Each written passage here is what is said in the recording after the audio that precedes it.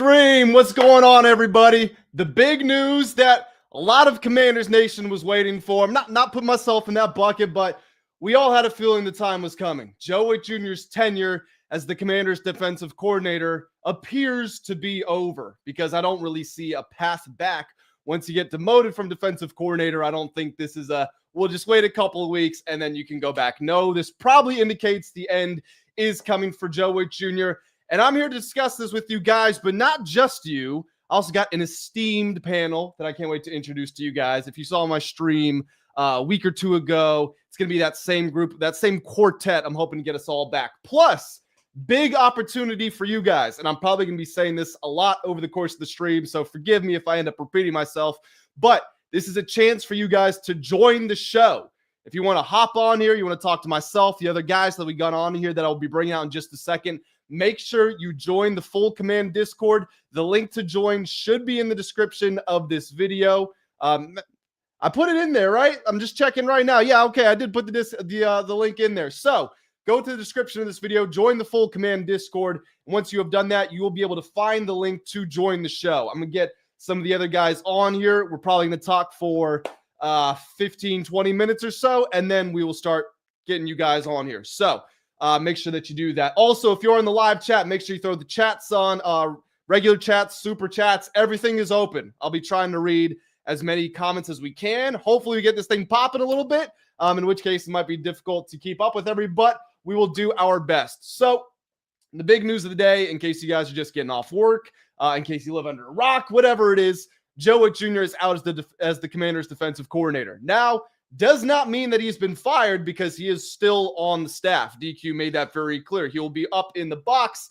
on game day, but DQ will be the Commanders defensive coordinator moving forward. There wasn't really a timeline put on it, so I'm just going to say DQ is going to be the DC indefinitely. And with that, we are going to go ahead, and I'm going to start bringing on my first guest here. We got John from the Ballin and Burgundy podcast. What's going on, John? How we doing? What's happening? What's happening? We finally have positive news, and then like 5 minutes ago, we get told, nah, hold your horses. Well, positive news. I don't know if our next guest is going to agree with you all too much. We got Tim from Tim's Sports Talk. Tim, how we doing? Just fine. How are you? I can see the enthusiasm there. I'm sure this is like your birthday. It's like a holiday for you. Joe Whitt Jr.'s gone. You must be celebrating, right? Oh yeah, just thrilled. Just champagne popping. You know. So for anyone who doesn't know, Tim is easily in the you guys remember I said in my video a couple of days ago we had the spectrum of the Joe Whitt Jr. out, and I said I'm actually over here. If I'm on the opposite side, he's off the screen. He's over there. I don't know if you'll mind me calling you a Joe Whitt Jr. defender of sorts. That's fine. But actually there we go. I was just trying to figure out I'm a streaming noob still. I'm trying to figure out how to maximize the space. But yeah, I guess we could start with you if you don't mind. I don't know if you have anything prepared, but just what was your reaction to hearing the news that Whitt is out? And he's still on staff, but he's not the DC anymore. I was sharing your stream on my channel. Oh, there we go. More publicity. We love free pub. So that's why I'm looking like I am not trying to answer your question. Due to Ballin and Burgundy, and I'll have plenty of things to say here in a minute. All right, John. Well, you are more on you called it positive news. So why don't you walk us through why you think it is? Because change needed to happen regardless of what all of us kind of think, especially coming off of Detroit's game, where their all 10 possessions all had scores. Seattle's possessions, outside of like 2, all had scores. Atlanta's some of possessions, scores. Dallas, scores. Everyone can score on this defense. And I am convinced the first 3 weeks of the season were just a different reality. I'm convinced those guys just fell off into the shadow realm, got written down in the death note, because our dreams have been screwed since week 4. It is absolutely gone. I think no matter what was going to happen, Whitt would have needed his play calling sheet taken away. Somehow he comes down onto the field. Deron Payne decides to punch Amon-Ra St. Brown. Devon Kinlaw decides to punch a referee. Quan Martin decides to get penalties galore, and somehow the defense gets even worse. And yes, you can say injuries, you can say personnel, you can say players. We had the whole debate on Tone's channel when he had the three of us on, but we all kind of are in the same boat of like, this defense is just bad all around. I don't know if there's any saving this defense. Yeah, so some numbers here, and then I'll throw it back to Tim. And you guys, we're streaming on. We got the Ballin and Burgundy stream up. If we got people coming in from multiple channels, if you guys are watching this from my channel, my perspective on it largely. But just some numbers which I shared earlier today. We allowed 546 total yards against the Lions. That was the second most the defenses allowed in a game this season. I'm pretty sure Dan Campbell was calling plays. I don't know if you guys saw the play sheet and he was talking. I think he was calling plays. Like the second half he took over. Yeah, Jared Goff got a first down or a touchdown on 58% of his dropbacks. That's the highest rate allowed by any team to a quarterback this season. The Commanders are also number 3 and number 4 on that list, going back to their games against the Seahawks and the Falcons. We are allowing 7.9 net yards per pass attempt, so passing yards minus sack yards, and then divided by pass attempts plus sacks. That is the worst since the Baltimore Colts in 1981. So, you could have people say that it is Joe Whitt Jr.'s fault. It's not his fault. It's the player's fault. It's not the player's fault. The reality is everyone involved, every single person is underperforming in some capacity. I think what makes this so difficult is because it's like that, because it's such a shit show. That's what makes it so difficult to figure out how do we actually try to plot a course forward, and what does that involve? Does that involve cutting this player, firing this coach? Maybe it's none of it. So this is where I'll transition to Tim. Actually, Tim, just one sec here. We got Tone from the PSN Commanders Network. He is on the channel. What's going on? Oh, we got a tech problem 5 seconds into the appearance. Yo, what's up, bro? What's going on? Okay, we got him. Tim, yes, so you're probably the most pro Joe Whitt on the panel here. And guys, once again, if you do want to get on here, make sure you join the Full Command Discord. The link to call into the show is available. We got an echo coming from someone. Probably okay. So yeah, it's gone. So while he figures that out, Tim, why don't you go ahead and walk us through your reaction? All right, my reaction, it was annoyed because obviously the Joe Whitt haters are gonna hop on this and say I was right. Even Dan Quinn agrees with me that Joe Whitt stinks and he needs to be taken away. No, this is totally a move that Dan Quinn, just like Joe Whitt coming down from the booth to the field, it made no difference. As in, it was never going to make a difference other than trying to build morale. Dan Quinn calling plays is not going to make a difference other than trying to build morale, right? If we do play better this week, it's because Miami is not a top 10 offense like we've been facing the last 4 weeks. Seattle's a top 4 offense, Detroit, or top 5 rather, or top 10. Detroit. Good night. Detroit's a top 10, Kansas City's a top 10, and Dallas all top 10 with veteran quarterbacks, 8+ years for all of them. They have elite weapons. You had CeeDee Lamb, George Pickens, Jakes Ferguson, Javonte Williams in the first one. Rashee Rice was back, Travis Kelce, Patrick Mahomes, of course. Xavier Worthy, elite speed. JSN's leading the league in receiving yards right now. They're Kenneth Walker and Zach Charbonnet, a great tandem there. Horton's obviously played well at times. Then you have this week the Detroit offense that has been elite for the last 3 seasons with Amon-Ra St. Brown, arguably the best running back duo in the entire league, arguably the best running back in the entire league. And then you have Amon-Ra St. Brown, Jamison Williams, a great tight end in Sam Laporta, a top 5 offensive line. Like, this is not shocking that once you lose Dorrance Armstrong, your best pass edge rusher, like you already had none to begin with other than DA. Your aging linebacker, the safety position is a who knows who's going to play each week. Darnell Savage, Jeremy Reeves. You don't have Will Harris that you started the year with. The corners can't cover a cold. Like man-to-man zone doesn't matter. I forgot about Savage. It's a absolute modge podge of players on this defensive side of the football against elite offenses. We've played 7 out of the top 10 offenses in this league. 7 out of the top 10. Well, Okay, Tim, let me jump in here. Let me add some numbers right. to what you're saying. So on Go this, I guess we can call it the stretch of death, really, the last 4 games. So Yeah. if you go by offensive EPA per play, the Chiefs are 3rd in that list. The Lions are 6th. The Cowboys are 7th, and the Seahawks are 11th. Just to add some numbers to what you're saying there. Yeah, there you go. I mean, and if you go yards per game, they're all top 10. Points, they're all top 10. Like they're phenomenal offenses. Number of weapons. Yeah, the number of weapons are ridiculous. So Well, I mean, they don't have Treylon Burks. And we have Treylon Burks, exactly. And so, and that even goes to another point too. We don't have an offense that can also help alleviate the defense to keep them off the field for long sustained drives like we were last year, right? Our 4th down numbers have plummeted from last year. We were like number 1 last year in 4th down efficiency. Now we're down in the bottom 10. 3rd down efficiency is awful. Like, we have nothing going offensively either. So we're giving the ball immediately right back if we're not turning it over in bad field position. You could blame, I don't know why, or I mean, I know why, because, you know, when bad things happen, you just look at the coach and say, oh, now the coach sucks. Just like Dan Quinn was one of the best coaches in the league last year, and now he needs to be fired to some people. It goes that quick to the fan base, and it's just not reality at all that Joe Whitt is somehow incompetent and doesn't know how to call a defense and doesn't know how to coach. It's crazy to me, but you know, such is life. So there was my rant on why Joe Whitt is being stepped down, or whatever you want to call it, demoted, or not play calling anymore. Is just, it's all Dan Quinn is just trying to continue to motivate this team any way he can. It's exactly the same move as Joe Whitt coming down from the booth. It doesn't really change much other than, hey, I'm still trying.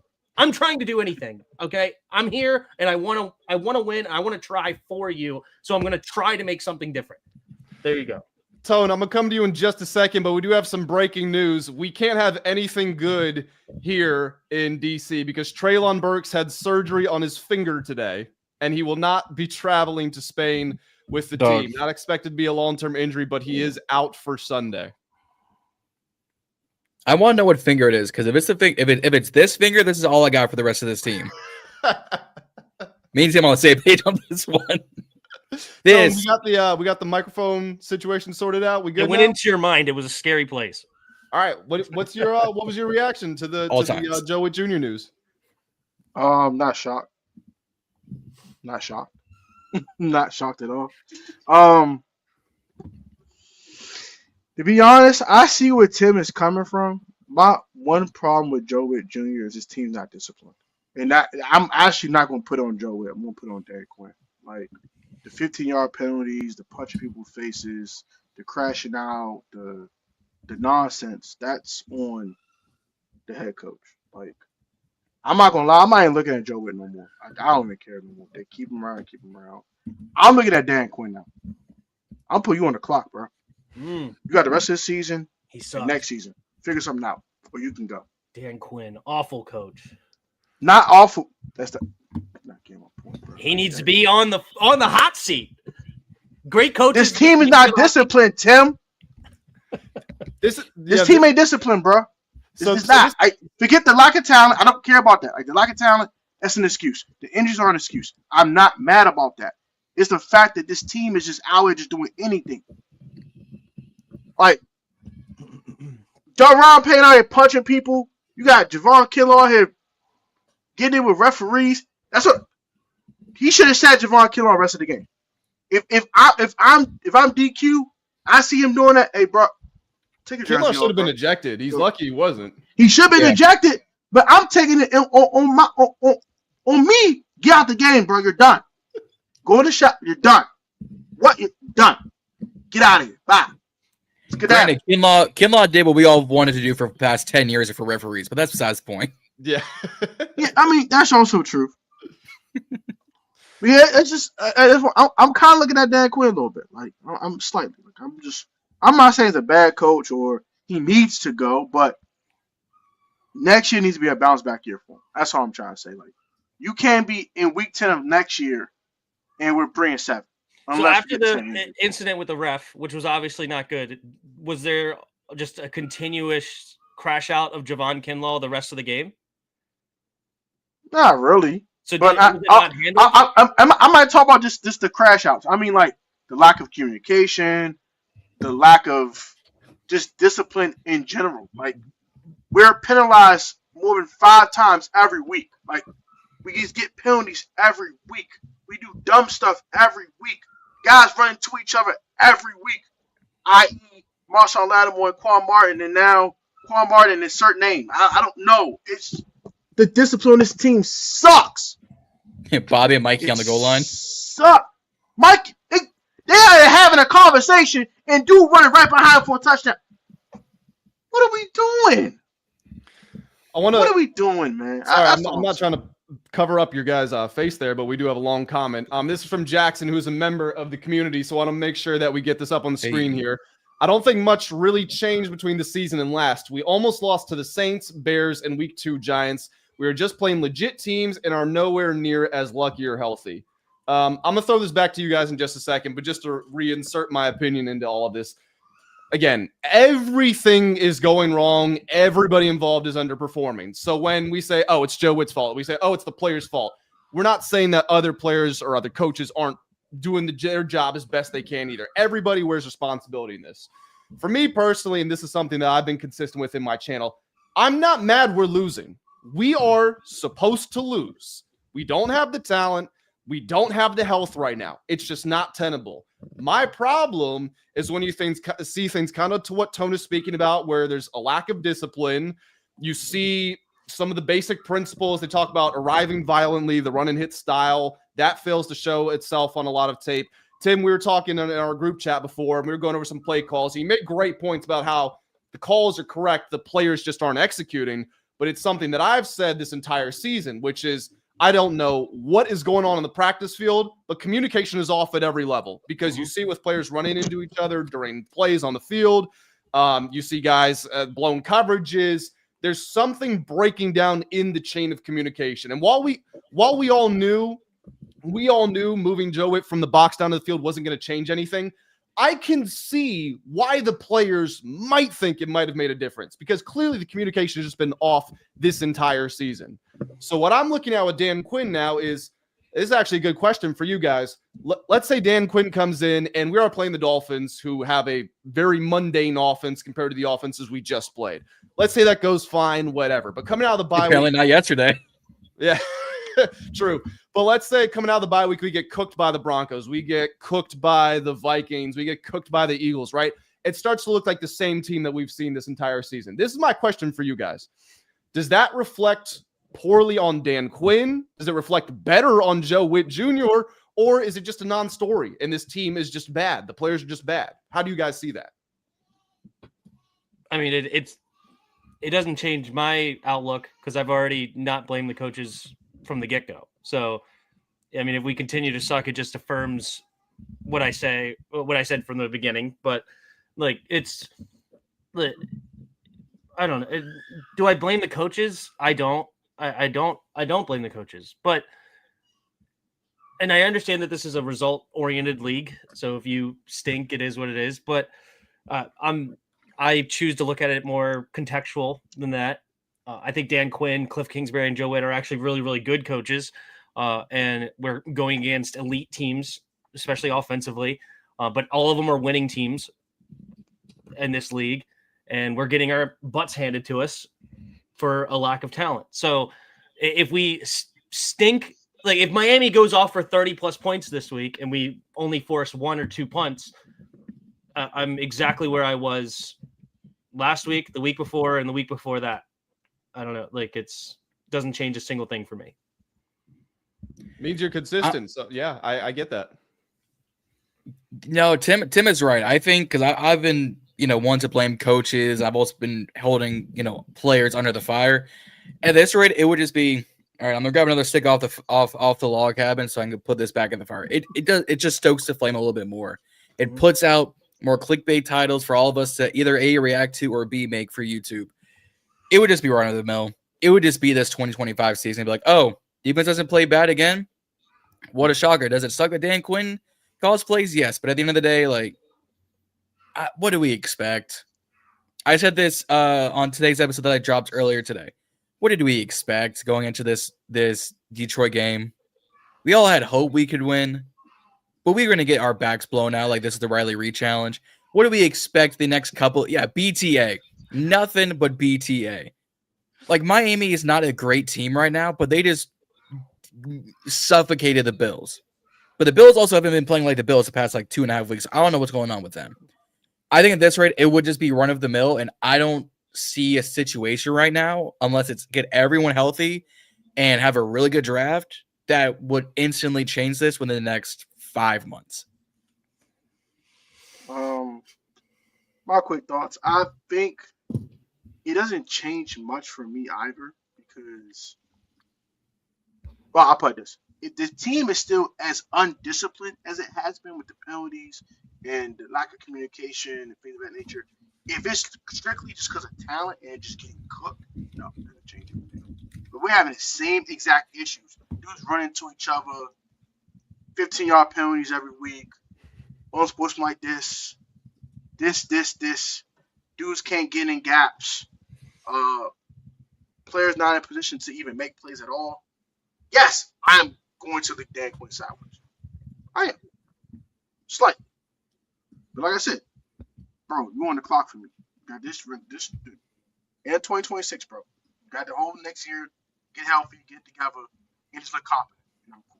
But yeah, I'm looking a little bit more sideways, but not like, oh my gosh, give me Dan Quinn right now today. No. It's like, Can you pull your microphone a little closer? It's I still like why? Like I was like why? Like why is like the same exact nonsense? Like if we're just more disciplined, but we're just getting cooked, I can live with it. All I ask is to be more disciplined. I'm not asking for it to look better. I'm not asking the defense to be more competent.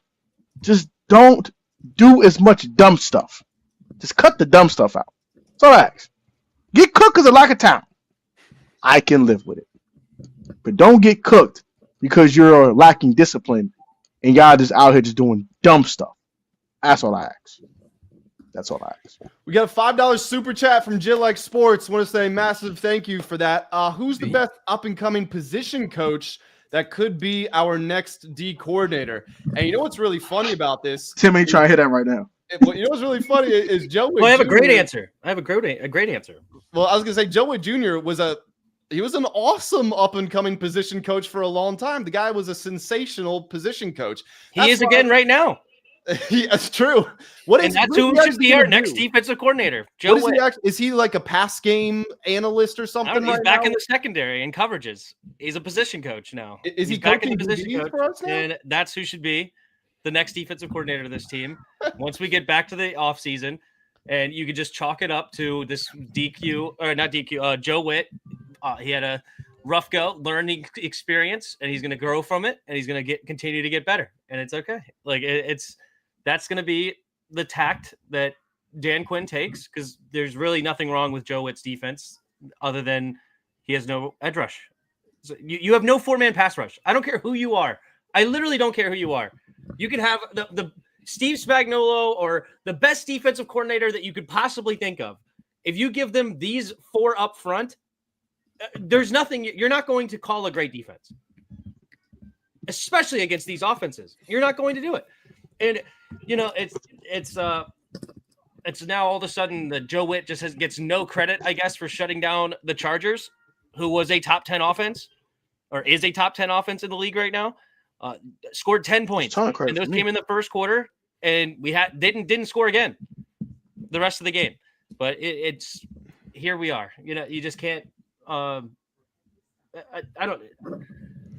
So I'm looking at numbers from this past week, and this is according to NFLPro.com. They say the Commanders were 13th in pressure generation this past week across the whole NFL. 13th. Huh? That has to be capped. That means that. What was the? That has to be capped. What was the blitz rate? The blitz rate was. Give me one sec.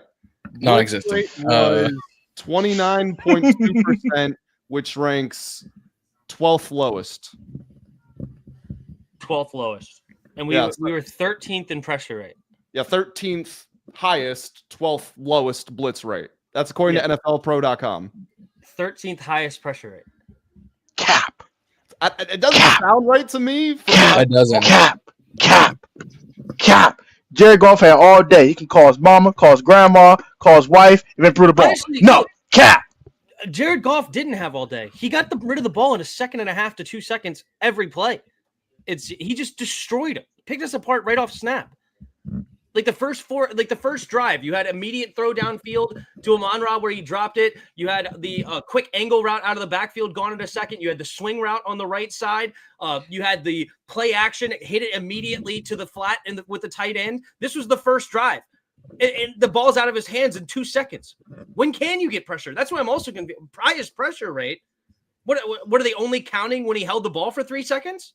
Because who was number one? Is it the pressure? Jets? In pressure? Yeah. The team that generated the most pressure last week was, this is not surprising because this explains it. I'm so sorry. I think I did it for the entire season.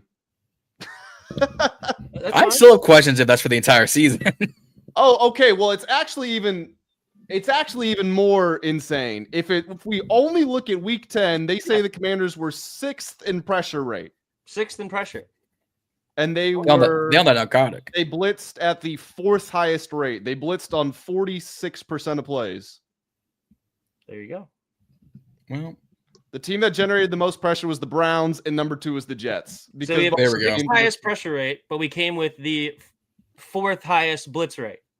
Yeah, correct. So they basically mirror each other. And that is why, or that's the only way that we can generate pressure is off the blitz. That's how we generate pressure.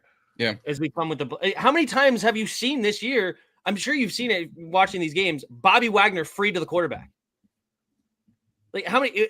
And that's scheme. That is Joe Whitt scheming up an empty pressure or no blocking against Bobby Wagner. Like faking the one side blitz, bringing Bobby Wagner or overloading one side, confusing the offensive line. Like that. It's all of our pressure is a scheme. Like, how often have we seen a defensive end just Myles Garrett it and just destroy the right tackle and get to the quarterback? Can you? I only saw Jacob Martin do that twice. I've only saw that twice. Maybe, right? I saw it twice. I saw it twice that same game. So, some more numbers for you guys. Yeah. The Lions, when Jared Goff was not under pressure league-wide last week, he was 2nd in EPA per play. When he was facing pressure, he was 11th in EPA per play. Just still a top quarterback. Yeah, it's still the top third. But. Yeah, interesting. And you get this from what? What website is this? This is NFLpro.com. Sweet. Do you have to purchase a subscription for this or something? I think it's like a $9.99 deal. Yeah. Yeah, nice. Gets you like all 22, all that stuff looped into one. So. Wait, you get the all 22 film on that too? Yeah. When? How pro.com. I'll be honest. I don't like their search menu as much, but it's still relatively. The NFL.com website is god awful. Yeah. It's not great here either. They don't make it easy, but if you are looking for a defensive player, you can find one on the field, but you can't sort by pass player, run plays. Like that type of stuff sucks, but. Can you sort by anything on NFL.com? I don't know. I haven't used it in a while. Yeah, I don't know if you could do any of that with NFL Plus. And this is okay. I'm gonna ask for you to send me that later because I'm gonna cancel my NFL Plus because it's awful. That's the one. That's the only way I thought. Yeah, send me that too. I'll pay the $10 a month. I didn't know you could get all. I'm looking at it right now. People thinking DQ will change the defensive output. Got a rude awakening coming. Whitt was DQ light. I mean. This is what I'll say. They do kind of, I don't know what Dan Quinn's going to change, really. Like, if there is going to be a change, it's going to have to be because DQ is getting more involved with everyone at practice, which on a week where you're flying to a different continent, I just don't know how tenable that's going to be. This is probably the week more than any that you just go, we're not adding anything new. We are what we are here. Yeah, they've got the bye week coming up. Maybe coming out of that, you see something. But even in that case, I don't know if I can look at that fairly and say, oh, that's the DQ effect. No, that's a bye week. That's self-scouting. That's stuff like that. Yeah, I don't know why they did it this week. It is irritating. Well, I mean, my only assumption is, again, they're just trying to show that they still care. Like Dan Quinn's saying that I am not satisfied with this. I'm not going to be quote unquote insane and do the same thing and expect a different result or whatever. I'm going to make a move and we'll see what happens. And I'm showing the team that I'm still putting in effort. Don't give up on this staff. Don't give up on this team. We still could get to the playoffs mathematically. I mean, likelihood is very, very, very, very, very low, but mathematically we can still do this. Like, stick with me and see where we can go with this. But other than that, I wish he waited at least one more week, not going against a veteran quarterback with top tier elite weapons, even though Miami still has a couple of nice weapons. I mean, Devon Achane can absolutely destroy you. Jalen Waddle, I think, is top, 7 or something. Where's Waddle? Top 6 in receiving yards? Or something? Isn't he really up there? It's somewhere up there. Am I making that? Yeah, I mean, like 6 or Achane is 7, basically the closest thing you get to Gibbs in the NFL. Achane? Yeah. He's Gibbs light. Gibbs. He's Gibbs light. He's just a Gibbs mini light. Jahmyr He's Gibbs. explosive as all get out. Like he's a more better explosive receiver out of the Darren Sproles. backfield, but he's not anywhere close to as good of a runner. Yeah. Okay, we're Jalen Waddle is 10th. Waddle's 10th. Okay. So, I mean, Waddle's still a very good player. Mike McDaniel can still dial up an offense. The one thing where Miami is going to struggle compared to the other teams we played is their offensive line is not going to be as good. I don't know what the numbers are, but I know Patrick Paul is their left tackle, and I did not like him coming out of Houston.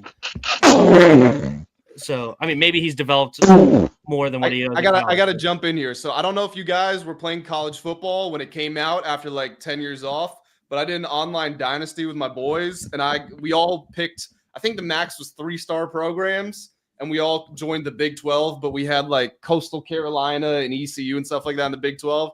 And my team was Houston, so there's no Houston slander allowed on this channel. I have a soft. I actually root for them when they're playing now. I'm not like I watch their games. I'm a fan now.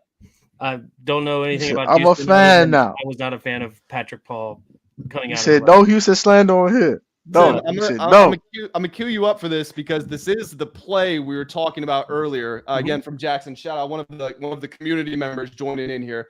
I hope DQ won't call soft zone on 4th and 1. So this is the play we were talking about. I have it pulled up. I'm gonna go ahead and share my screen. And this I can also show off the all 22 access that I get. There you go. You guys see that, right? You see it? Hey, You see it? Okay. So I'll back this up all the way. Let's just let the play run through, and then we can talk about it. That's fine.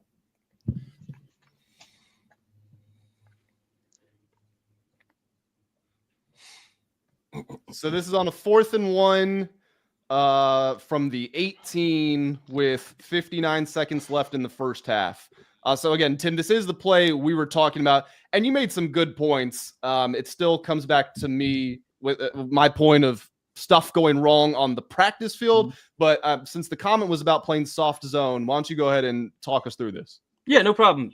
So the inside receiver is going to motion out so that Amon-Ra becomes the inside receiver. You have Amon-Ra going to the middle and then going to run a corner route, and then the middle receiver runs a little hitch, and then Williams runs a go. You could see Iganagani, who's the corner, gets sagged in for Amon-Ra St. Brown. Bobby Wagner should be out there, and then Noah Iganagani should be on the little hitch. But because it's Amon-Ra, the Amon-Ra effect, right? They're hyper-focused on Amon-Ra. He gets sucked way too far inside, and Noah Iganagani out of position, thinking that maybe he could jump a quick pass going into, if he tries to get to Amon-Ra quickly. So it's the play call's fine. You have all the defenders on that side that you need. You have 4 covering 3, safety over the top, 3 defenders across, but Noah Iganagani gets sucked in on Amon-Ra St. Brown, leaving, I think, is it Raymond, wide open there for the first down? Yeah, so it's, and, there's 0.0% chance that Joe Whitt said, leave Khalif Raymond wide open and just go cover triple team Amon-Ra St. Brown. He didn't say that. That's not how they coached it. It's not how Dan Quinn would want it coached. Nobody would coach it that way. But Noah Iganagani, a backup corner, coming into the game, trying to make a play. We're getting our teeth kicked in. The whole thing, it's a recipe for an easy first down, great, quick read. And you could see that Jared Goff even wanted to throw it to Amon-Ra quick, but he then gets off of it and goes to Khalif Raymond. So it's frustrating. I'm not going to sit here and say that, I'm happy about this play. When I saw it, I was super disappointed. Just like everybody else, I was like, why do you only have 2 defenders out there covering 3 guys? But it's Wagner and Noah Iganagani not doing their plays. Yeah. Well, Go ahead. You got No, it. I was gonna say if you so like that frame right there, Khalif hasn't even started his route. He's still on the line of scrimmage. He was a delayed start, and then keep playing. He takes like another 2 seconds. He doesn't start running route till right now. So everyone's already got their assignment, their alignment assignment responsibility. He motions out JMO, snaps the ball. There's like a 2-second delay before Khalif even starts running his route. So I think that's part of it. If that was just purely design call, hey, whoever's in. Was that the Y? Don't run your route for another 2 seconds because that's just going to open up a hole. That's perfectly play called by Dan Campbell and company. If that's purely on Khalif not knowing that the play started and our defense still went out to get everyone, I don't know necessarily if this is actually the wrong call, but it's just funny looking at the all 22 and it's like, oh, Khalif doesn't start running his route till 3 seconds into the game. I've got a hot pocket ready to go. So this is my question, right? And Tim, when we were texting the group chat, and I get everybody can't see our text, right? But one of the things you pointed out is Wagner looks to his right early on in this play. I think it's right, like right there. So he's looking in this direction. Even before that, you can see that he looks outside. Like it's his assignment to be over there at some point, right there. Yeah, right there. He does the little scan. Mm-hmm. So and then immediately he turns that direction, right? That's his assignment is to cover that way because they have 2 guys and they're even dropping Luvu into coverage. So they have 3-on-1 on the backside. The running back's going to get out to the flat, right? So yeah, you have a 3-on-2 on one side, 4-on-3 on the other, and Noah Iganagani just vacates his zone. Good times. So my question for you is if Noah's in his right spot, which based on, and this is hindsight obviously, but if he's in his right spot, which is more in this general vicinity, this is still going to be open because Bobby is not tight enough, right? Like we're kind of splitting hairs. This is still going to be a completion either way. Yeah, potentially Bobby Wagner should have been over more to help cover the 3 receiver side for sure, but he decided to line up right on the quarterback. Maybe he didn't react to the motion quick enough. Maybe with the tight 3, that was what was called for, but. I don't know. I'm not in their helmet to know or on the practice field, but I highly doubt Dan Quinn or Joe Whitt was like, yeah, that's fine. Just leave 1 receiver. Put Noah Iganagani on 2 receivers, and Bobby Wagner just go hang out on the sideline. I guess. Wagner's probably too slow to cover Amon-Ra regardless. Well, this is a perfect segue because this brings us into the next play, and I think this is I just think it's a very interesting play. So go for it. I haven't watched this one. So this one you're going to get me. Let's see. Wait. Okay. They didn't start the clip early enough. Wait. Okay. So you say you didn't see this one? I mean, I saw it live, but I haven't broke it down. So I don't know what I don't remember it off the top of my head. What's the down? Which one's this? This is, I don't know what the down and distance is. It's a 14-yard touchdown. It's the Lions' first score of the game. Oh, Gibbs. Okay. Gibbs going to hit the angle route afterwards. And Jordan McGee is just going to get toasted. Right. So what I've rewound it as far as I can. Yep. McGee's on this side originally. McGee is actually the one who communicates to Wagner, hey, let's flip this. So I'm more in position to guard Gibbs. So when we play this, we'll see. Obviously, it is a little angle route. McGee kind of has to get around this traffic here.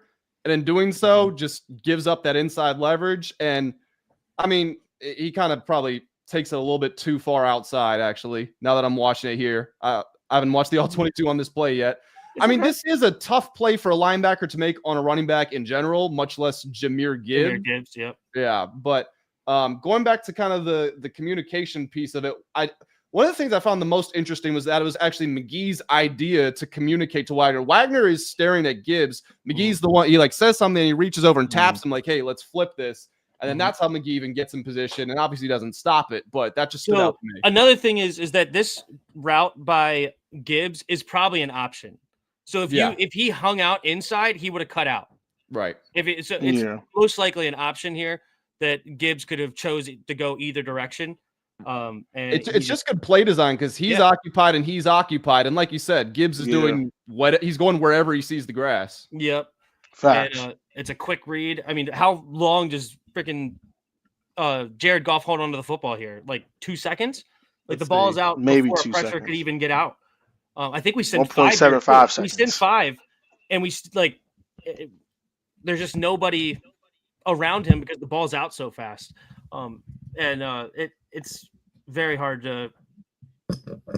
There's nothing the defensive line could do, even if you're going to get the ball out that quick. You got to play better coverage than that. But yeah, and this goes to show there's not, as you said earlier, there's not many linebackers that can cover Jahmyr Gibbs, and this is zone. It's not like he manned him up, but that's what the offense gets paid to do. They get the matchups they're looking for. They get they have play designs attacking certain players. Honestly, they could attack several different sides of the field with the same play, obviously, but this is the matchup that he wanted. He got to it very quickly, and a 5-man rush can't even get there. No. It wasn't even a bad rep by Louisville either, because he brought that tackle all the way around. It was just Jared Goff's putting that ball on second and a half, 2 seconds at the max. Yeah. Gibbs run that option route. Execution. It's not even a terrible rep from McGee either. Like there's a slight miscue, maybe like that extra. Right there. Here, back it up. That quick stutter step. Like right here, that final step does it. But again, if he doesn't do that, Gibbs probably just goes outside anyway, and he might not score on that play, but he's going to get it to like the 5. Yeah, I mean, where's Quan Martin? That's the bigger issue here. Like Quan Martin, the free safety, like he's the one that should have prevented the touchdown. Like, yes, McGee couldn't stop him from catching the ball, but where in the world is freaking Quan Martin going? Off this throw, he's like for real. The corner.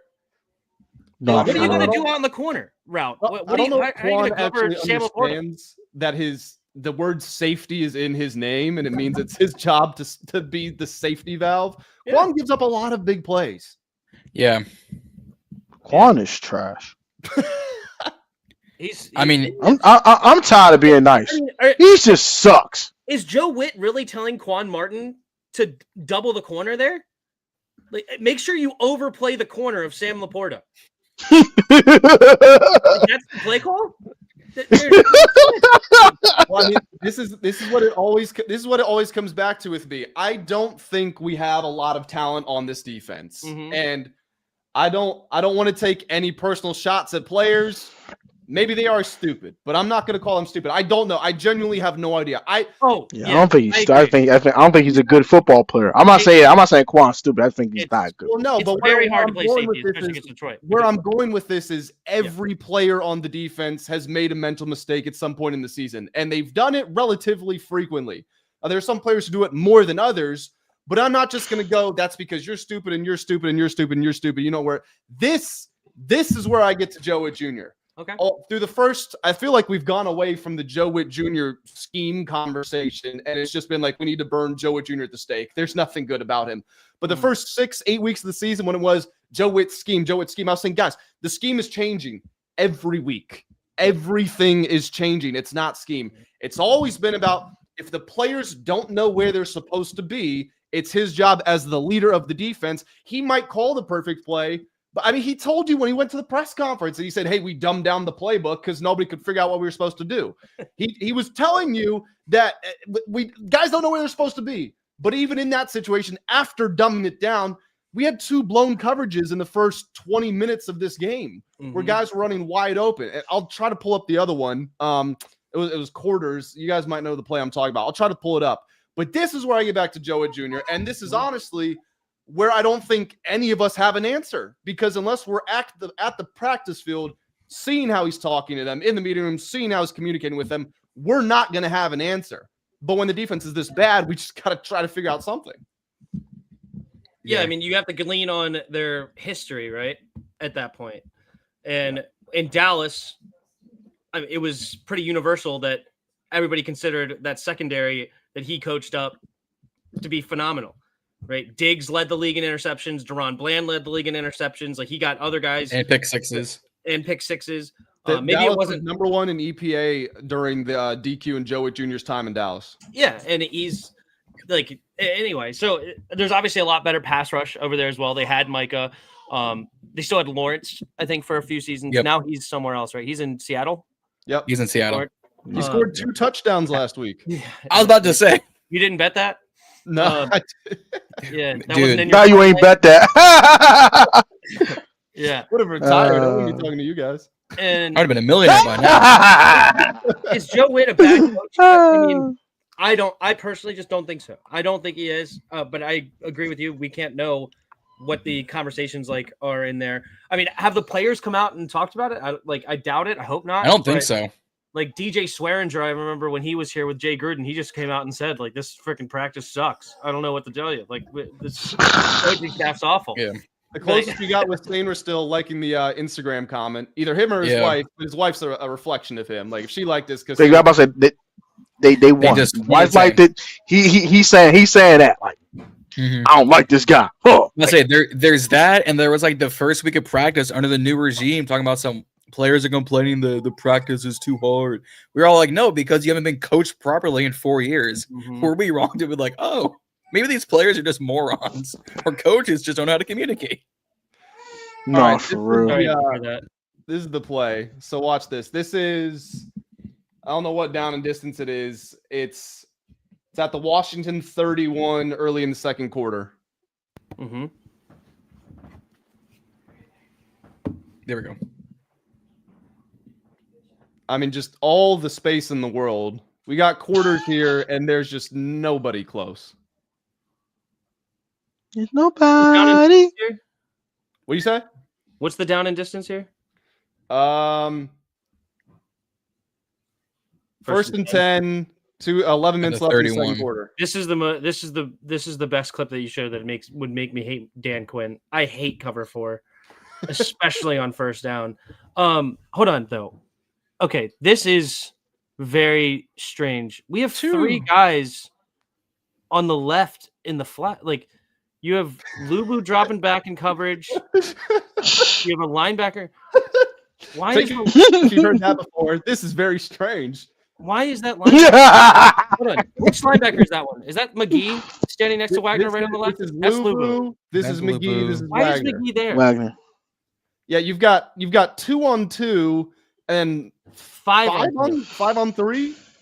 Yeah, but depending on where the running backs go, like there's no way that those 2 are supposed to be standing right there together. No, there's no way. Look at Luvu and McGee; they're standing in the same position. Look at Wagner.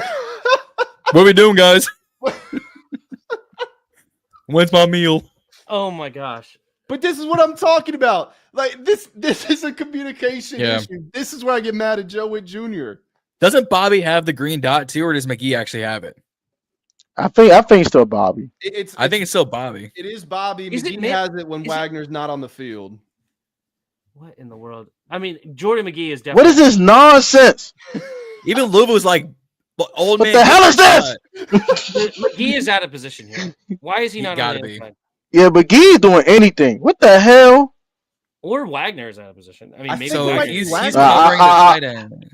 I'm gonna blame the YN on that one. We're gonna blame the YN. I'm sorry. I'm blaming the YN. I'm not blaming old man Bobby. I'm blaming the YN. I mean, I don't know. The way it plays out, McGee and Luvu are in the same zone. There's no way that's what he called. There's just yeah, McGee definitely out of position, bro. It gotta be McGee. You have a rookie there, right? Or is McGee the second-year player? Second year. He's second year. Yeah, Pig. He's still a YN though. That's what YN do. YN things.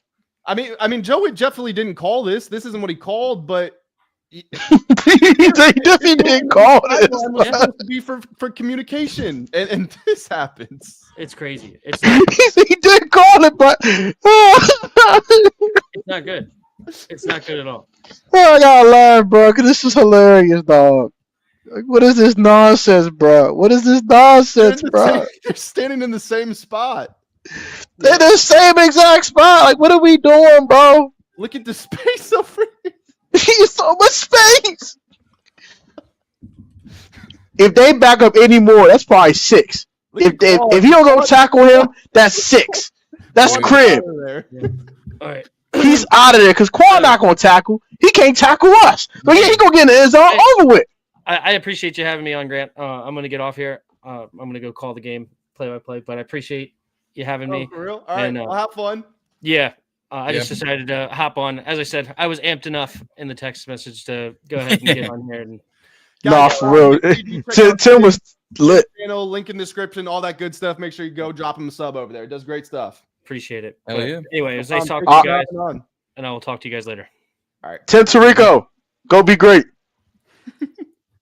We'll call him Tim Tirico from now on. Tim Tirico? But what is this nonsense, bro? Like, what is this, bro? What is this? What is this nonsense, bro? You guys, Dude, you guys remember being a little kid and like whether you were with your boys or you're in PE class and you were playing capture the flag.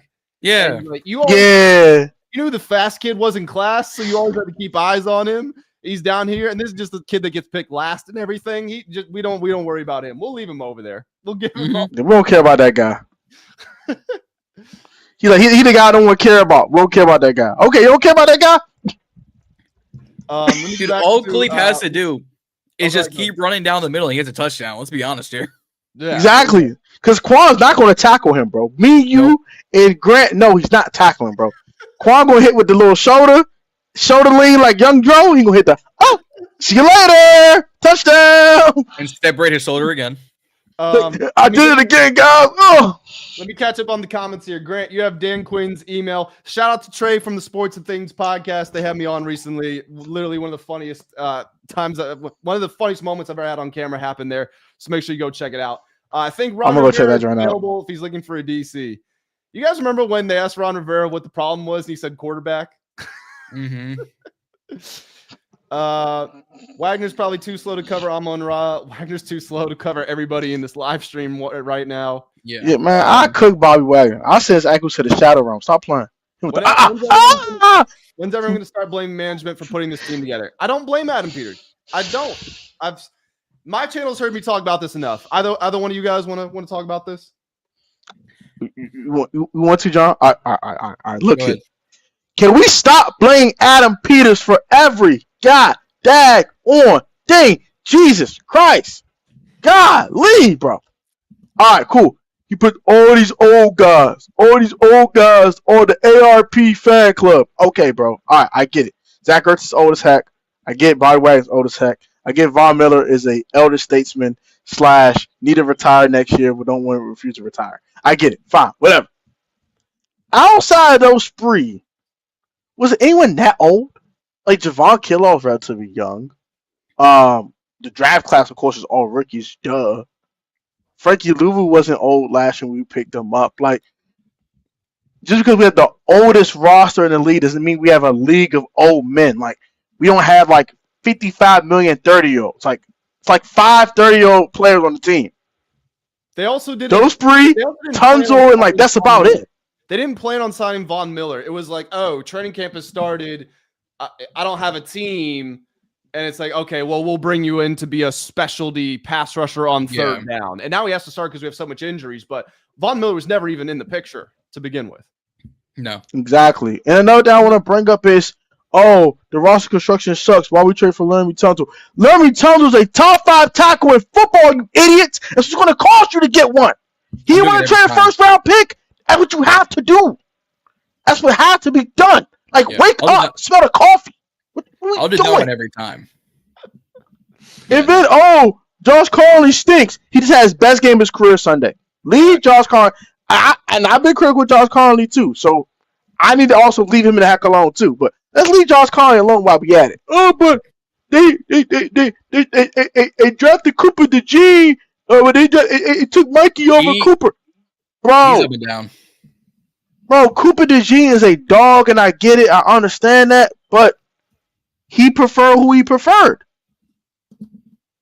I can't get mad. Mikey does have, 7 career interceptions?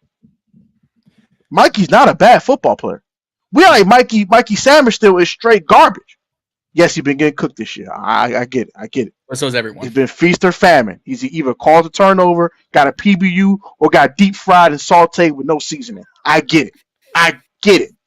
But, God forgive me, but damn! Dang, bro. Like, Mikey is just garbage. He's not garbage. Like, he is still a decent football player. Like, Benson, he don't get to play enough. Like, how can we judge Benson and he don't get to play enough? He don't get a chance to catch the football. They just spam Zach Ertz all the time, and he's 85 years old. I want to see freaking Benson. Jordan McGee sucks. He barely gets he's playing now. Like, can we just be patient? Like, I'm the whole Adam Peters blaming thing needs to stop. Like, he had 2 off seasons. He had no foundation.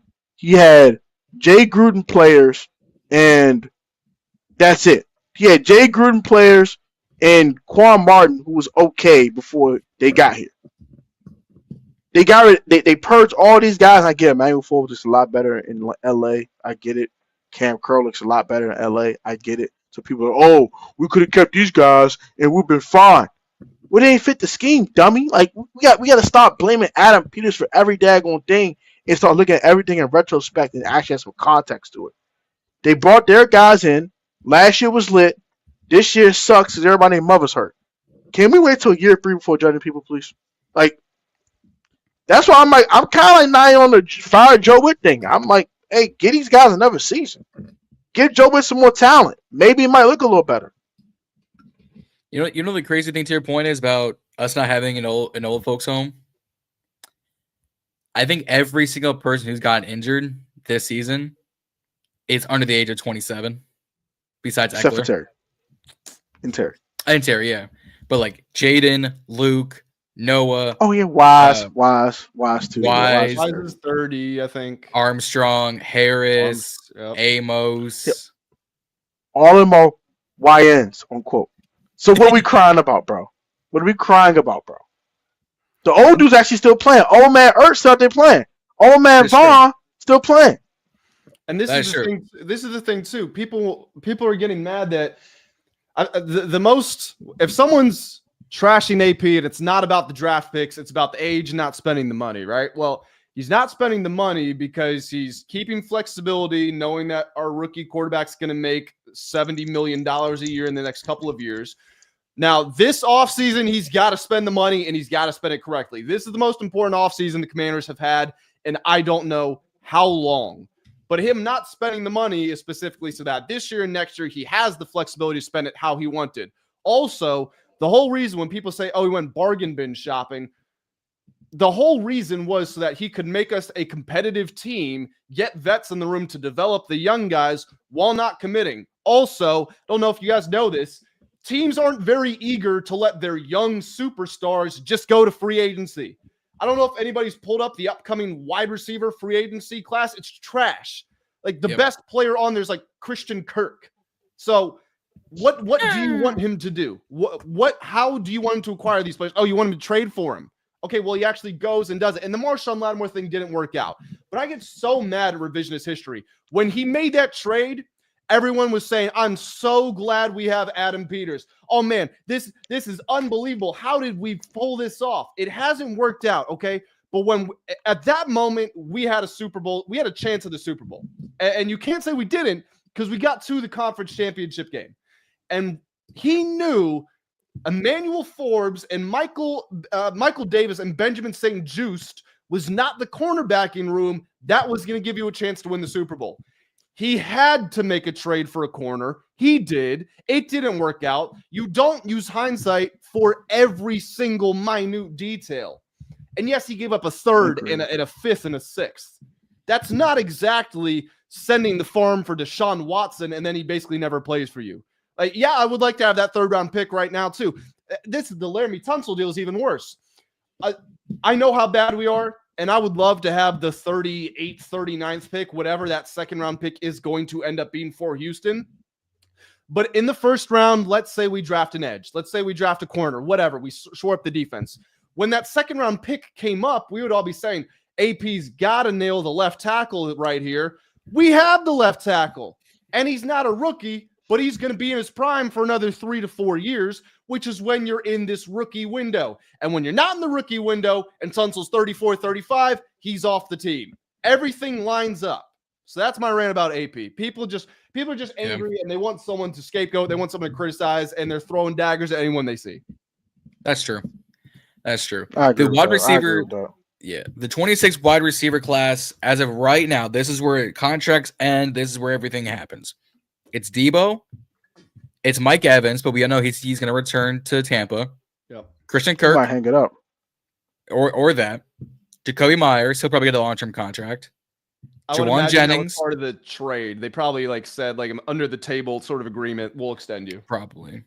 Diami, Tutu Atwell, Hollywood Brown, Jawan Jennings, the white man Adam Thielen, D Hop, Khalif Raymond, Jahan. I still can't become a wide receiver 3, although I get all the chances. Dotson, Dortch, Noah Brown, Rashid Shaheed, Keenan. I finally became the Chargers' all-time leading receptions leader. Allen, Josh Reynolds, Tim Patrick, Elijah. I still can't make myself a wide receiver more. Alan Lazard. I only rely on Aaron Rodgers. Lazard. You scroll all the way down past Hunter. I still can't find the field to run fro. Braxton. I'm still another just white receiver who can't catch. Barrios. Kendrick Bourne. The biggest name on this list is going to be George Pickens, but I see him getting a contract inevitably. And then isn't Alec Pierce a free agent too? Alec Pierce is it's the Commanders' hope. Alec Pierce. I like him a lot. And then it's guys like Jalen Tolbert, no thank you. David Moore, no thank you. Laquan Treadwell, I forgot about him. I remember that ESPN documentary they did on him back in the day. Yeah. No, for real. Like Cody White, DJ Montgomery, Bo Melton, Mitch Tinsley, Malachi Corley, Gibson, Xavier Gibson, like a whole bunch of young depth practice squad people. Like maybe Jalen Coker, I would throw like a 1 year, $1 million contract just to bring some youth.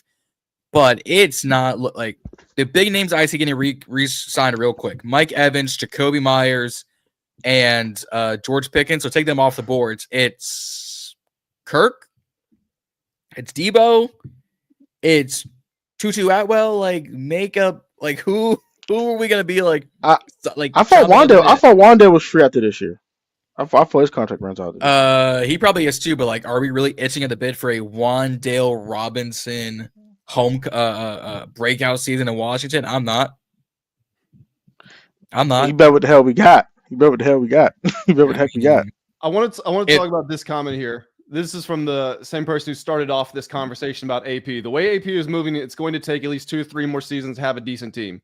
The way that if Howie Roseman was our GM, it would take 2 to 3 seasons to be sustainable. I think that's a better word. To sustainably win. It would take Les Snead. It would take Brett Veach. However you want to cut it. Did you watch the preseason? We in 3 games, we lost by an average of 24 points per game, which is what's happening to us right now because the same guys who played in the preseason are playing right now. You don't fill these slots. And yes, we're missing a draft pick. We're going to get a compensatory pick for John Allen, so we're going to have 6 instead of 7. Is that one pick?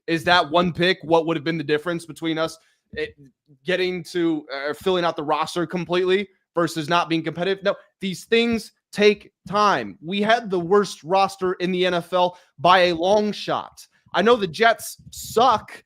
The fact the Jets had Sauce Gardner and Quinnen Williams and Quincy Williams and Garrett Wilson and Breece Hall, they did a great job drafting.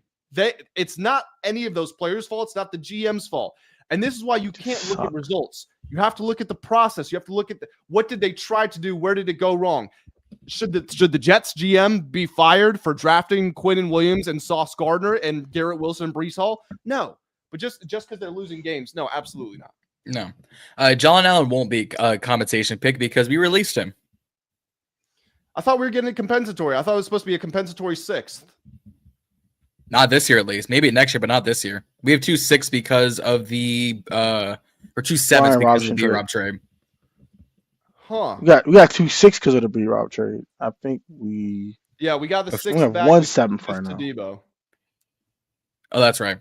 But yeah, like it's because we let him walk. It's not that we necessarily like made some big move. It's we were like, nope, we don't want you. Have a nice day. We also didn't spend a lot of free agency either, like big money. So we didn't spend big money, but we spent a lot of money. We just spread out the wealth. You know what it is, we ain't spending. We're supposed to get a comp pick for Fowler because Wise went down. We're supposed to get a 6th round for that. Oh. We're cooking in the 6th round now. We got 3 6. Oh, because Wise went down before he played 4 games. Yeah, you're right. Yeah. I see some comments right here from Sean Taylor in Miami. Drake made #1 MVP race. He said something about Jaden Daniels. The 7 injuries. in a year and a half. Yeah, he's a Jaden. This number's been changing. He commented on one of my videos recently that he had 8 injuries. Yeah, he counted Jaden getting the wind knocked out of him as an injury. Like, yeah. Well, if you scroll up further, he said, "Who is this sped kid talking about Tone?" I was like, "That's disrespectful." Was he talking about Tone? I don't know who he was talking about. I didn't see this when it came in, but I mean, he's watching us. He's choosing to listen to sped people talk in his free time. He is. I agree. That's fine. If you want to call me special ed, that's fine. Have a great day. I'm not even about to. I ain't about to. That's like my outro. Have a great day. Have a great day. Go about your life. I ain't about to entertain your nonsense. No. Drake May wasn't the right QB for us. Jaden is still the right pick. So I've been open in saying this. I wanted us to draft Drake May. I am totally content with Jaden Daniels because Drake May is having a great year. Not talking down on Drake May. Nope. He's had some really good games. He's mostly played a bunch of trash cans. Now, when he did play the good teams, he looked very good. But I also saw my quarterback look really good when he played some good teams. So Drake May's got some way to go. There are definitely things to like about him. People are going to point to availability right now, and that's understandable why. But it's too early to call this race. We're a year and a half. We know it's a Jaden and Drake May race. Caleb's not in it. Bo Nix is not in it. McCarthy and Penix, they're not in it. But definitely not. Too JJ early. is trash. Drake May is great, though. I'm not taking that away from him. Drake May's a dog. I love Drake. I do too. I initially wanted, ironically enough, the first 2 months of scouting, I was like, all right, I want Drake May Washington. I think he would fit, whoever we're going to draft. He looked more polished. And then I looked at Jane Daniels and I went, so I'm going to eat some crow for this, but let me go get Jane Daniels. Give me the athletic, big arm, can be mobile quarterback. Now, the problem is I think I liked Drake more because of his size and stature, being a little bit more of a thicker frame quarterback. Because Jaden takes a little younger too. It's all of the time. Yeah. Where at least Drake is like, if I'm gonna take a hit, I'm at least gonna get this ball out, regardless if it's an incomplete pass. Yeah. More changing numbers here. AP spent 8 draft picks on Tunsil and Lattimore. It was actually 7. And one of those 7 was swapping fourths, so it was really 6. Even it was a 5th in a Lattimore trade, so you already spent 5. So let's stop the nonsense, bro. Like this is stop the nonsense, bro. Please. Worth the picks. Watch the film. Exactly. Tunsil's been a top. Thank you. Tunsil's been a top 3 left tackle this year, just like he is every year of his career. Yep. Penalties aside. Dog. This is a dog. Sorry, I didn't mean to cut you off. Oh no, you good, bro.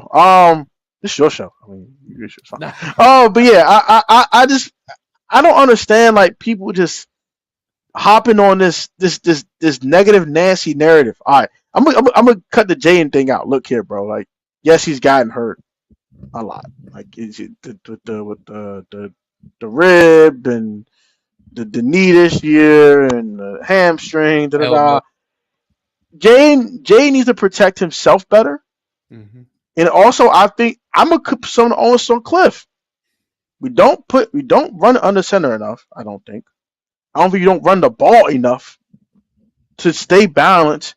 And I've been saying this all year. We are 3-1 when we run for 150 yards or more, and it's actually the game's in the balance. We're 0-6 when we don't. That's the identity offensively. Like, Cliff needs to wake up, cut the nonsense out, run the football.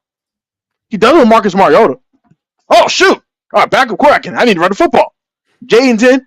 5. Save the day. Bro, what the freak? Cliff be pissing me off with that. That's something that really grinds my gears and annoys my everlasting soul with Cliff Kingsbury. Run for football. Gosh sakes. Well, we got some betting odds, and this is not gambling. Odds to be the New York Giants' next full-time coach. Lane Kiffin at 4-1, which shocks me. He's staying in he's coming to Florida, baby. I think he is going to Florida. I do think he's going to Florida. He might stay at Ole Miss. So they might have to fork out for him, but I don't think it's Kiffin. Cliff at 5-1. Jesse Minter at 6-1. Clint Kubiak at plus 650. Halfley at 7-1. Gruden, Garrett. Jason Garrett would be hilarious. Joe Brady, I could see that kind of, although I think there are other spots that make more sense. Mike McCarthy, Bill O'Brien. But Cliff, I get Lane is the betting favorite, but I really don't think he's leaving the SEC. Because why would you? No. You make more money in college and you have more long-term security. I've said it the past 2 weeks. The greatest job in the world is a fired Power 4 coach. Yeah, 100%. It's the greatest job in the world. I can go get a massage. I can drink a Mai Tai and still make $668,000 a year from Penn State, or per month. Excuse me. Yeah, I was gonna say that number is pretty low.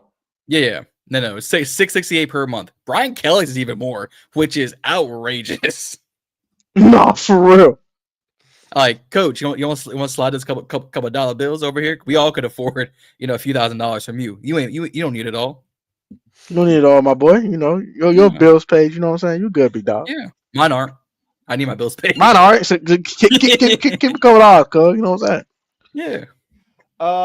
So I mean, at this point in the season, there's really not with the defense thing that's obviously been dominating the storylines with all the changes and everything. I guess the one other big picture question that is still looming out there, and I know this is a very fiery topic, but should they bring Jaden Daniels back? Yes or no?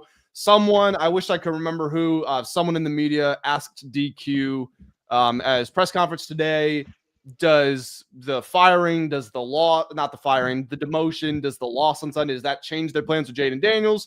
DQ very predictably said, haven't even thought about it. If they lose to the Dolphins, I don't see him coming back. If they win, maybe. Like, if they go out there and the offense scores 35, 40 points and they feel like they're in rhythm and they can get Jaden some good reps, good for his development when he comes back, maybe there's a chance. But if they're sitting there at 3-8, I just feel like they can't. No. Because we had this whole debate when all four of us were on Tone's show and Tim was on, and he was saying, you've got to get Jaden the reps. I'm taking my shoes off because my feet hurt like a motherfucker. It's been a long day at school because I'm still the youngest out of the three. I'm still at school today. No, I've been saying this for weeks. I said this when the second injury hit and he missed a game or two. I said, put him on IR, save him the 4 weeks, because that also opens up a roster spot for someone to be elevated. Now with Treylon Burks not playing, Jaden not flying out, Terry not flying out, Deron suspension, you just opened up like 3 roster spots. You've got to elevate every single wide receiver on the practice squad. But should Jaden play, I don't even think if we win against the Dolphins, it would be worth it. Because it's the Dolphins right now. But John, he just beat the Bills. I'm sorry. And the Bills beat the Chiefs. Cool. The Chiefs also aren't a super team this year. If the Bills had beaten, the Colts and then they lost, different conversation. Because the Colts are the cream of the crop right now in the AFC. They beat the 5-4 Chiefs, and then the Dolphins beat them. Same situation. The Panthers beat the Packers, but then lost to the Saints. It's every given Sunday. So I say no with Jaden, strictly because we are playing hot potato, jump rope, and twister with the NFL injury bug. He's had 3 in 7 games that he's actually played, because he's missed at least 2. That's 3-7, 3-6. All we need is 1 concussion, or the other arm getting hurt, or a twisted ankle that affects the ACL, MCL, PCL, meniscus, LCL, and his quadriceps. And now he's gone for a year, and this puts us next season without possibly Mariota, possibly Cliff, and now possibly without your starting quarterback. So I say no, regardless if he needs the reps. He needs muscle. I don't know if he needs the reps. I'm iffy on it. I can't say yes or no. There are pros to it. Like, yeah, he does need the reps. I'll play this. It's a caveat. I'm sorry for kind of giving a cop out here. I'm sorry if I'm copping out, but if Terry McLaurin and Jaden are ready to play, yes. If they say, bro, Terry ain't ready, put Jaden and Terry both on CNN injury reserve. Fold, tank. I wish they traded people at the deadline. They did in 2023 when they traded Montez and Chase and sent them both to different teams and let them go prosper elsewhere. They should just did it. They should said, screw it, forget the crap, Just look here, bro. Prosper. We saw what happened with Chase, but whatever. Just bottom out. Just cut the nonsense. You already had the franchise quarterback. It's okay to bottom out one season if it bounces back next year. It's okay. It's okay. But they want to win and they want to fight. They want to scratch and claw and like all the mantras. We're Rough Riders. Anytime, anywhere, anybody. Anytime, anywhere, anybody. You can get whooped, get spanked, get obliterated, BTA, whatever you want to call the nonsense. Anytime, anywhere, we get spanked. So go sit everybody down. Even Treylon Burks is hurt now. Like what? Like Trey Amos broke his fibula. Like bro, just stop. I can't take it anymore. I personally don't want to see Jaden come back because if he gets hurt again, I'm gonna just be heartbroken. But if him and Terry are both ready to play, I am okay with it. But yeah, if both are not ready to play, sit both of them. Like I don't want to see Jaden come back to four-finger Treylon Burks, Robbie Chosen, the remnants of Deebo Samuel, and all the receivers in the shadow realm. I don't. So okay. Jaden and Terry both ready to go? Yes. Both of them not ready to go? Send them both to the IR and just fold and just bottom out. Like screw it. Question for you and for Grant. I'm taking over his show now. To caveat your caveat. Will Terry ever be ready this season? I'm sorry. I don't think so. So that's why I'm like, yeah. So let me just give a very quick update here. By the way, guys, I got to get out of here in like 10 minutes, like hard deadline. But so quick update. The players who are not traveling to Spain, Jaden Daniels, Treylon Burks, Ali Cajo, Trey Amos, Terry McLaurin is traveling to Spain, but they already ruled him out, and it's only Monday. So this is going to be his third missed game because they didn't put him on IR. Now, granted, they have mismanaged IR already this season. If I'm looking at it how it should be, 3 games bye week. They didn't want him to miss the 4th game. They're thinking he's coming back after the bye. If he's not on the field in the game after the bye, which is the Broncos, that would be the 4th game, and it would mean they mismanaged it again. They've already mismanaged. If you put him on IR week 3, we are in week 10. That is 2 straight IR appearances he would have had to make. Because 4 straight games, 3 plus 4 is 7, plus 4 is week 11. Here we are today. It's not Steiner math. It's not Braun Breaker math. It's not even the math they're teaching right now where you can't carry over the 1 because 1 plus 1 equals 3. It is simple arithmetic. 2 plus 4 plus 4 is week 12, which gets us into the bye week. Oh, could have been healed up. But no, he's week to week. We need to monitor his status. We need to assess after the bye week. The only thing we know how to assess right now is what zone coverage is going to get cooked more, cover 1 or cover 3. This is funny because she does keep me on the timeline, but she's very generous. You know, we're supposed to be watching some show together right now, and it's a good woman. Keeping her waiting, but anyway, not to distract. Poor lady. Why send someone who isn't playing? Well, I mean, have you guys seen the rumors? And what up, Joe? I can't confirm if this is true or not, but there's been rumors that Terry hasn't been going to the home games, wasn't there at the Lions game. Don't know if it's true or not. I think it's just because we get clips on Twitter of Jaden being there and we don't get them of Terry, so we'll probably never know. But why send someone who isn't playing? It's good. I mean, it's a free trip to Spain. But what I don't understand is they didn't fly him to Atlanta so that he could stay home and rehab. They didn't fly him to, I think, Dallas so that he could stay home and rehab.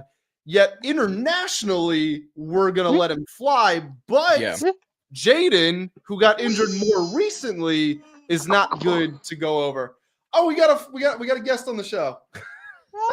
Say hi, CJ. Baby Tech. Baby Tech. Baby Tech. CJ. Now, question: can he play corner or safety? I think he can play both when he get older. Amen. We need an edge rusher. That's true. Need a little TJ edge rusher. TJ, you gonna get the quarterback one, man? We got to start. Yeah. That might get the quarterback right now. There we go. That might get the quarterback right now. Actually, I don't know. He's gripping onto the snacks pretty well. I think he can play wide receiver. He's a little slender little fella. He might be able to. Hey, punt returner right there. That's all we need. I'm Oh my gosh. I don't even Lord. I don't even know how to respond. Lord I'll be- Jesus. All right. As a It doesn't Lord, even make, Lord, it doesn't even make Lord. sense. We're moving on. Well, I'm gonna pray for you, sir. I'm gonna leave it like that. I'm gonna pray for you, okay, sir?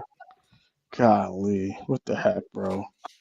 But no, I mean, if I'm Terry, like a free Shoot. trip to Spain, anybody? Like, it's a free trip to Madrid. I wouldn't say no. I'm not saying no. Shoot. I No. was Free trip listening to Madrid, heck yeah. John Keim earlier. I think he was talking with the Junkies, and he was talking about how he like wasn't excited to go and all this. And then after a minute or two, he's kind of had this moment of realization. He's like, you know, I am traveling to Spain on someone else's dime, so I probably shouldn't complain. So yeah, Exactly. that's probably the right answer. Hey, free Yeah. money is always good money, except when it's a WNBA player flying you out. Then I got questions. Anyways, my next question is Dietrich Wise flying out? Because he's been at home games too. I think the difference with him is just that like his season ending, so he doesn't have to worry about rehab trying to get back quickly. You know what I mean? Yeah, Yeah, he can just chill. but That's hilarious. That is hilarious. That the fact he said WNBA can fly you out. Flying We you got out. questions. hey, We gotta there's think always about been- Debo. What do you think about Debo? I mean, He's been solid.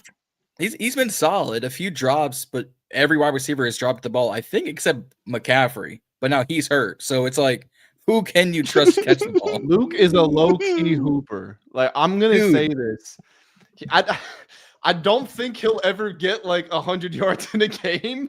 But if you throw it to him 3 times, he'll catch all 3 of them for 45 yards. Like That's what I'm saying.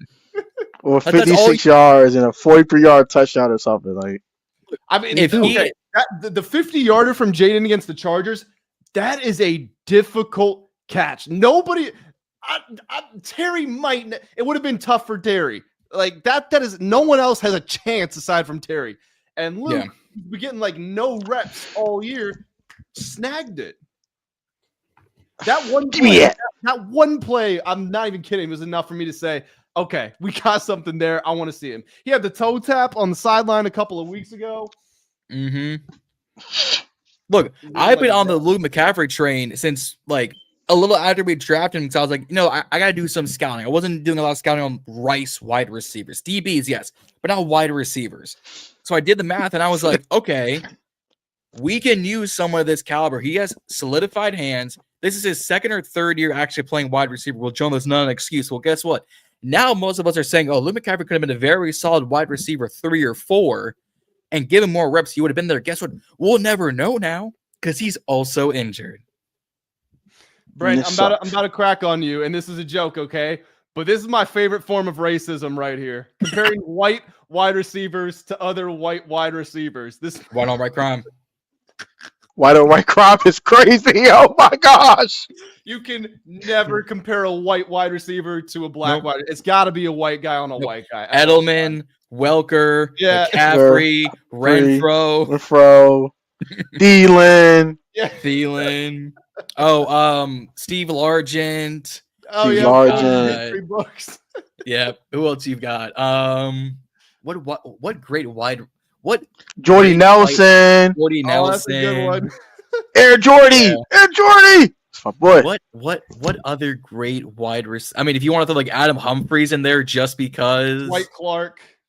Dwight Dwight Clark. yeah. Who else can we throw in there? Bolitnikov. I mean, Jason Witten. I mean, he wouldn't play tight end, but he was kind of a big wide receiver. Big slow one. Big slow slow one. one. Luke's dad, Ed McCaffrey. Ed McCaffrey, McCaffrey. yep, Yeah. that's a good one. Chris I mean, Collinsworth. Lukey Luke. Hey, start up the train. Shout out to Lukey Luke. Luke Man. out here being the better McCaffrey brother is outrageous because CMC should quietly be in MVP conversations. We on the talks. down Nah, low. for real. CMC's On the low-key a down. wide receiver these days, though. Have you seen his longest run this whole season is 16 yards? It's yes. You know, for real. If I was playing wide receiver, he playing running back. He gets For like real. 90 receiving yards a game. So, hey, like, it's great for spam, PPR fantasy. CMC. Great for PPR. Man, what? My man's averaging like 20 free fantasy points a week. Like he just OD'd on people. I'm looking at the timeline. I think I got like less than 5 minutes left. So I'm just looking at the timeline if there's any breaking news. I open it up. First thing I see is the Eagles may have gotten away with a false start on a tush push. Yep. Of course they did, bro. What else is new? Oh, I just What else is new? Literally 3 of their linemen are blocking before they snap the ball. Yep. Cheating. This is cheating. It's just all right. You know what? This is how we'll close out the play. Or the play. This is how we'll close out the show because it's a play that we've been talking about for a long time. And I know what my opinion is. I'm interested to hear your guys. I don't want to ban it because the Eagles are good at it. That's not what it is. I want to ban it because it cannot be officiated. It's like when Wilt Chamberlain first got to the NBA, or no, sorry, I think it was Kareem. When he first got to the NBA, they banned dunking because they didn't think it was fair because they didn't know what to do. And Shaq with like the hack-a-Shaq stuff, they had to change the rules because he was such a revolutionary player. So we're just at the point where they have no clue what to do. And honestly, it's in the Eagles' best interest not to do it because Jalen Hurts has the turning radius of a school bus now, whereas he came into the NFL as a legit like dual threat guy. Now he's still a very good runner in a straight line. If you ask him to move at all, it's like Bobby Wagner, putting Bobby Wagner at quarterback. Yeah. It's not just because the Eagles are good at it, because Buffalo can do it from time to time, and I think occasionally Baltimore does it. Yeah, Buffalo's it's not a football. Yeah, but it's not a football play, it's a rugby play. But John, isn't that just the same as football but down under? No. Because in rugby, it's like 5-on-5 6-on-6. With a football, the rugby football is the size of like Tone's kid. It's a massive ball. Also, pause. You mean our quarterback number 1 this weekend? That too. All right, come on, TJ. Go for some passes, little man. Yeah, but it's also a rugby play. Is you have your running back, your fullback, and one of your tight ends behind you, tushing, like literally pushing your tushing down inside the 1 or inside the field goal or inside the goal line. It's also a problem when you do it 4 straight times to get 1.5 yards. When you have arguably one of the best running backs in this league in Saquon Barkley, although this season doesn't look like it, arguably one of the better wide receivers in this league in A.J. Brown, but doesn't look like it this season. Arguably one of the better tight ends in this league in Dallas Goedert, but doesn't look like it this season. And arguably one of the better quarterbacks in this league than Jalen Hurts, but doesn't look like it. But yet, you know what I want to do? I want to participate in the reverse pregnancy and push into my center. Push across the goal line. Push underneath the glute and the testicular view of my offensive line. You know, it's also literally not a fair play. It's in the NFL rulebook. The offense is allowed to push the offense. The defense is not allowed to push the defense. Nope. Or jump over the offensive line, apparently. Can you imagine if offensive pass interference was legal, but defensive pass interference was illegal? That is exactly what's happening here. It's an illegal play that they can't officiate. Yeah, I agree. They should ban because you just can't officiate it. It's impossible to officiate. like the whole joint with the Giants when Hurts fumbled. They're like, it's not a fumble, it's forward progress. He fumbled the football, bro. What are we doing? Like, crazy. You can't officiate it. You can't officiate it. Progress. After the play had ended, they went back and said, "Oh, forward progress." They did not call it live. Yeah, it was so bad. Trash. So they got banned. It got banned. It got banned that track. It just has to go. All right, guys. Well, it's 8:59, so I think this is my cue. Guys, everyone in the live stream, appreciate you all being here. I know we're about to wrap up, but this video does get posted as a video, so hit the like button, helps us get out there in the algorithms. Also, make sure you go check out both these guys' channel. Also, Tim, who was with us earlier, all of the links are down in the description below. If you guys want to join in on future live streams, you can do that. Join the full Command Discord. The link is in the description as well. So we are going to head out of here. We appreciate all of you guys being here, and we will catch you in the next one.